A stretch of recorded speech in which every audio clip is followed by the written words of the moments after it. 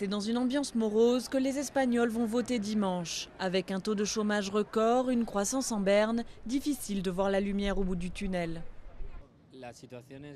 La situation est grave, inquiétante pour tous les Espagnols, les gens normaux, les étudiants, les travailleurs. Tout le monde le vit très mal.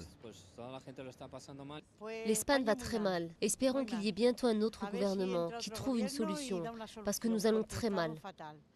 C'est le Parti populaire de Mariano Rajoy qui est donné largement gagnant, ne laissant aucune chance à son adversaire socialiste Alfredo Pérez Rubalcaba. Un vote sanction après 7 ans de gouvernement socialiste de José Luis Rodríguez Zapatero. La crise dévore celui qui est au gouvernement, car être au gouvernement ces 4 dernières années, cela veut dire donner des mauvaises nouvelles tous les jours et à tout le monde. Donc le simple fait d'être au gouvernement fait de vous un candidat à la défaite.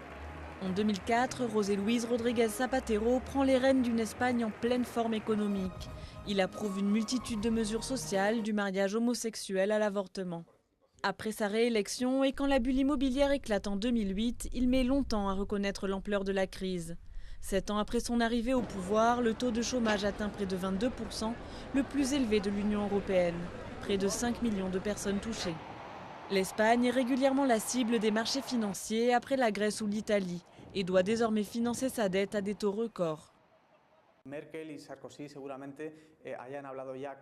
et Sarkozy ont déjà sûrement parlé avec Rajoy, le candidat qui devrait, selon les sondages, remporter les élections, pour lui faire part du besoin urgent de mettre en place, dès le premier jour, un plan pour améliorer la situation économique. Mariano Rajoy n'a pas dévoilé les premières mesures qu'il prendra en cas de victoire. Mais une chose est sûre, les Espagnols vont devoir faire encore beaucoup de sacrifices avant de voir leur pays remonter la pente.